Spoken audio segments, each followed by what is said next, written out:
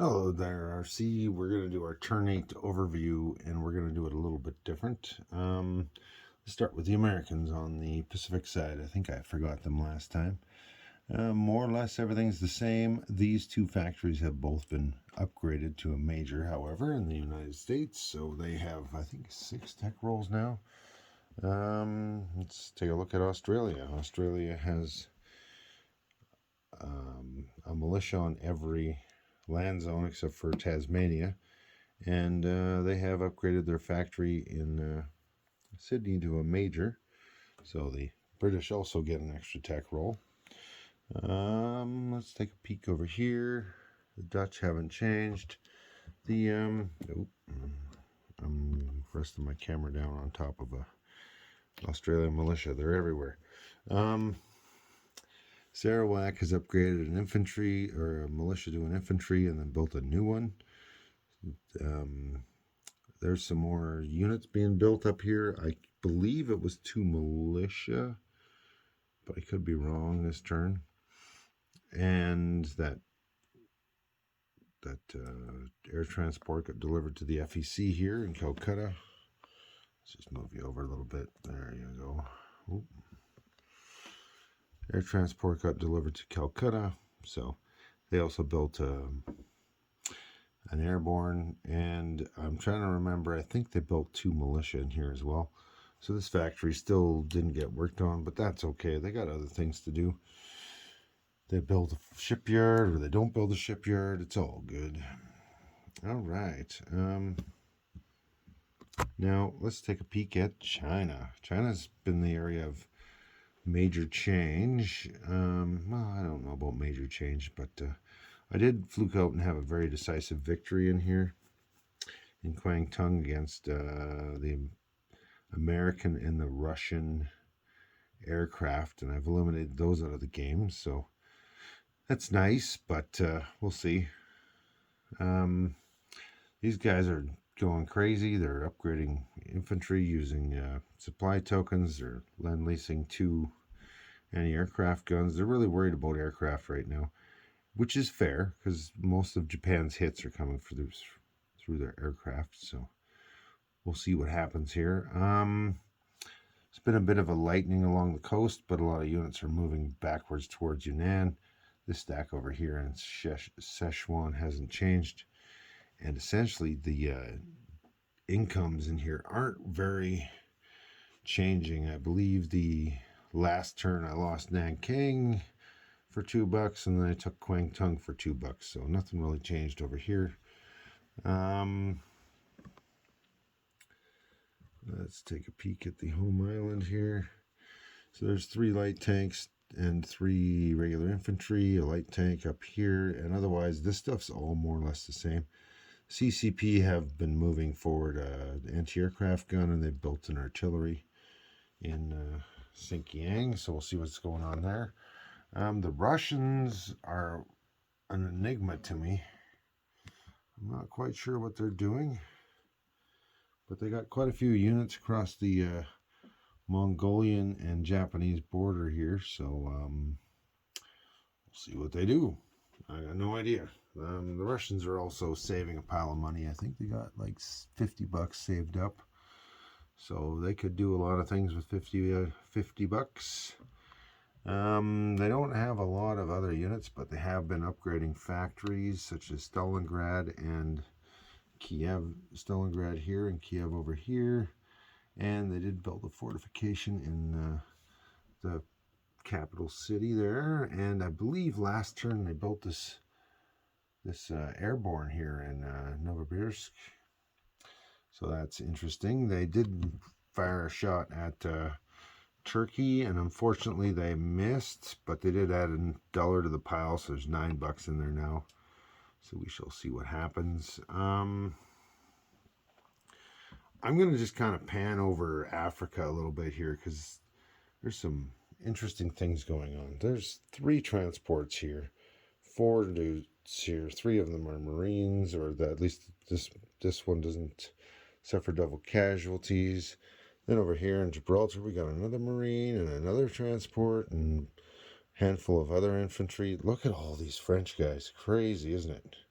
This is actually a Marine. I had a hard time painting the bases blue because they're the same color as the French, so I had to go with a middle range blue. My airborne are still lighter than that. Yeah, like there's so many units scattered across northern Africa throughout the Mediterranean there. It's kind of crazy. So we'll see what happens there. The Italians still got their scads of cavalry down here, along with the British colonial. And the British got this medium bomber down here. Might have something to do with this guy. If that guy stays or goes, that may change where this guy goes. That's kind of how I'm thinking. Who knows? Who knows? The British could have some kind of crazy plan. I don't even know what it might be, and so be it. Argentina was figured out last turn, and we were in consultation with the designer of the Latin America war expansion, and as a result of conversations, we agreed that anything that the Americans align, they can collect the money of, but they can't move the units until they're legally allowed to move the units, such as the Monroe Doctrine or the correct income increases that would affect other unit movement.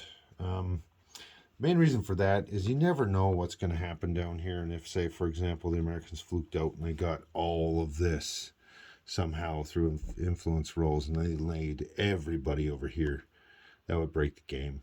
Or they took everybody out of here and they moved them all to the Philippines, that would break the game. So, other things, right? So, for that reason, they can't move the units, but they did get Mexico last turn, so there you go.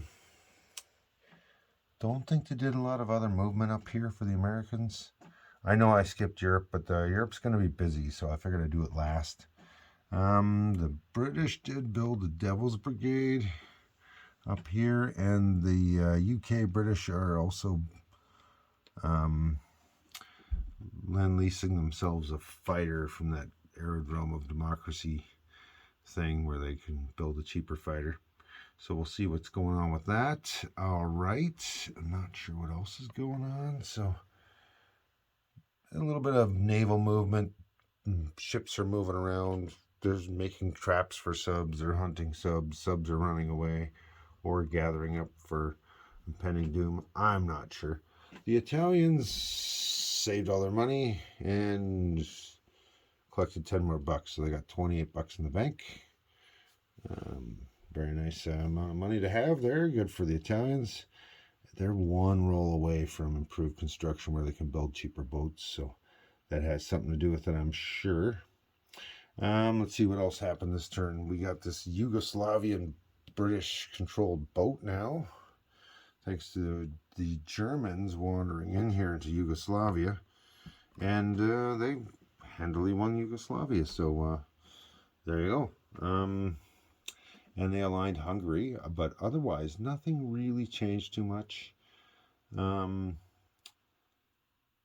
There's more or less the same kind of stuff going on. There's a little bit of different builds and whatever, some units moving around, but Germany's still pretty lightly populated in the center there, and a little bit on the fringes, but not an insane amount.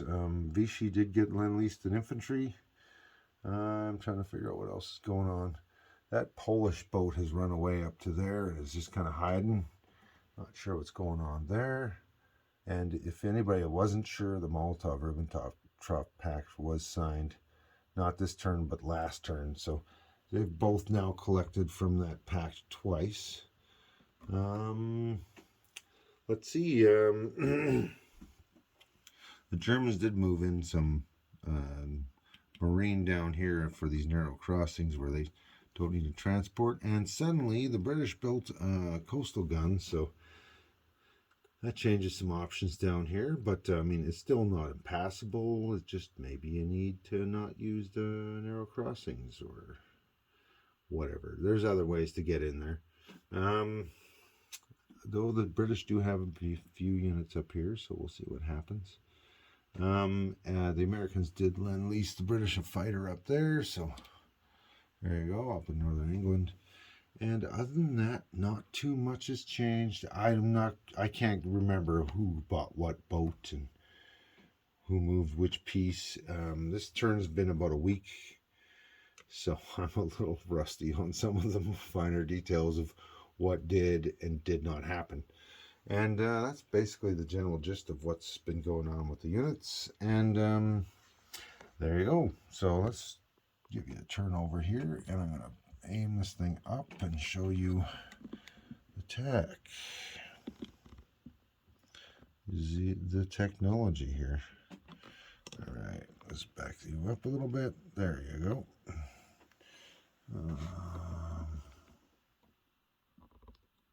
Okay, technology. I think that's about level for you. It's hard for me to tell because it's sideways on me. All right, so I can't remember who got what this turn, so I'm just going to start at the bottom and work my way up. As you can tell, these are the ones I rolled for. Ignore that. So let's start with improved construction. All the Axis have stage 3. British has stage 2. Russia and the US have stage 1. Improved factories going the other way. We got the Americans in stage 1, British and Russians in 2, and the Germans complete. Wartime economy, we got Germany and Britain completed. They're both at war, and that's probably handy for both of them. Russia stage 3, the Americans and the French at stage 2, and Japan in stage 1. Radar, Germany's at stage 2. Rockets, Americans barely started it. Advanced anti-submarine warfare, British barely started it. All right, long-range aircraft, the bane of my existence for tech. I haven't been rolling these guys turn after turn, no hits, but the Italians and the Japanese are at stage 1. Russia and all the allies are at stage 2, including the French of all nations. And the Germans are at stage 3 of long-range aircraft. Heavy bombers, we got the Russians at 1, the Germans at 2, and the Americans at 3. Jets, we got the Germans at 1 and the Americans at 3. Heavy armor, we got the Russians at 2. Advanced mechs, Germans at stage 2, Russians at stage 3. And finally, advanced artillery, the Germans just put their marker up here and the Russians have it completed. So, Katyushkas, who knows? They're pretty cheap. You can only build 2 a turn. Maybe it's a good time to start building some Katyushkas. I don't know. And also some interesting developments on the income tracker. I'm just going to walk around the table for a second.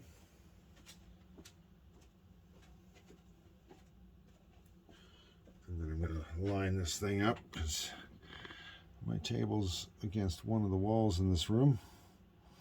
Okay, so we have some income. Most of it hasn't changed too much, though the Germans did leap forward a little bit with some conquests. The Russians, or the Americans, got a really wicked roll and jumped themselves up. This is the first turn anybody could roll for incoming, second turn. But man, they went from 16 all the way up to 34 in 2 rolls. They're doing well. The Russians, same deal. They were down at 8, 2 rolls, and they're all the way up to 27. Japan's still at 25. The British are still at 20. FEC and Italy are at full income here. The KMT is down to 8. All right, now what do we got here? Australia and Canada are at their full income. Free French are at 6. Brazil, which will become American, but not until they're at war with a major power, such as specifically Germany, because of that civil war we had down in Latin America. So that's an extra $6 the Americans will get as soon as they go to war with Germany. Vichy's at $3, so the Germans are collecting that. Russia's got an extra $1 from, what's the name of the place they took over here? East Poland. That's all they took was East Poland. And the Americans have Mexico, so they're getting an extra $1 in income. These guys are over here for a reason. This income is rolling up to a set amount. Same with this one. That's why these are being kept separate. That way you don't cheat yourself and roll all the way up to where you should be, but be $1 short. And then you forget to add this stuff on. That's the whole point of this. You don't need to do this, but this is what you're rolling up. And this is your extra income. Same with the Russians. All right, so there we go. And the regular French off the board and the CCP off the board. Now we are transitioning from turn 8 into turn 9, which means we're moving to July 1940. And that is green light. Everybody, not just the Germans, can now build mechs and tanks and all sorts of stuff. So it opens a lot of things up. And 2 turns ago we unlocked tech, and now this turn we're unlocking tanks and mechs. So let's see what kind of crazy builds we might see this turn. Everybody's able to buy it. Maybe that's why Russia's saving up those $50. I don't know. Maybe they want to buy a stack of tanks and mechs or something, or Katyushkas and tanks and mechs. Oh, Katyushkas can blitz with the tank too, can't they? Yeah, so who knows what the plan is here, but this is the turn that everything unlocks. So I'm looking forward to seeing the General Hand Grenade play the Germans for turn 9.1, and then we have War Heroes with the Cominturn, mainly the Russians and the CCP. He does have a few places influenced in South America where he's just teetering one roll away, and bang, they're Russian. Which may trigger the Monroe Doctrine. I don't know. That'd be interesting to see. And Russia could use an extra $1 or $2 or whatever they get out of that. What else is going on here? Then it'll be me as Japan, but I'm not sure what I'm doing because I don't know what the CCP are doing. I'm pretty busy in China right now. After that, it'll be Winter Mute with the Commonwealth and the French, well, Free French. I don't bother changing around those. They're just French to me. They're surrendered French or Civil War French. And then we have Hilltop Pillbox coming in with Italy again. I'm really hoping he gets his tech roll. I'd like to see what kind of massive Navy build he's going to do with his $28 for Italy. That's like 3 turns worth of income saved up there. What else do we got coming up here? And then it'll be Panzer King, who just completed his turn as the USA and the KMT, and he's not making the KMT an easy fight. He's not some cheap tent that's just folding apart that you bought at IKEA. Well, no matter what you do, it just won't stand up. So he's actually standing up, even though he's got that ridiculous what is it, attacker penalty where all his guys run away when he attacks somebody. But he's using some good strategy, so we'll see how that goes. So yeah, I'm really looking forward to this turn. Let's see how many tanks end up on the board, or none. You never know, man. It could be very interesting. It could be really boring. Actually, there's some wars going on, and when it's not the first turn of a war, it's not so busy. The crazy German first turn where we had to roll Vichy French and take over France and Poland and Belgium, I think it was, and do all sorts of income increases. And yeah, we're not in that stage yet unless one of these guys jumps all the way up or something crazy happens with them. They're both pretty far away from their income. The Americans need to get all the way to 63 here. They got a long ways to go. Essentially that is $29 of increase if my math is right. And then the Russians here, they need to go all the way up to 46 and tie the Germans here, so that's $19 increase. I mean, the best they can do is 12 in a turn, unless we do some crazy shit like attack stuff right next to the Russians and give them a free roll, which I'm sure they'd love. And there's some stuff I can do to get the Americans all excited. I pretty much guarantee you that the American income increase at 35, where they got to start moving some stuff around at the Pacific Islands there and whatnot, is $1 away. So he's guaranteed to get a 1, and that happens at the start of his turn. So I think the American turns are going to start getting a little bit more sporting and a little less, I can't move anything, so I'm gonna, have a real quick turn, right? And he's getting a lot of money here. He's got $35 in total, and the Russians are at 28. right? I mean, they're jumping ahead considering they started at 8 and they started at 6. They're moving forward quite well. And yeah, so we'll see. So currently, the British Commonwealth and the Free French are at war with the Vichy French and the Germans, and that's it for the major powers. Just 3 major powers at war with each other. Actually, just 2 major powers at war with each other, and France is split up into a civil war. So that's what's happened. That's where we sit. So have yourselves a good one and enjoy.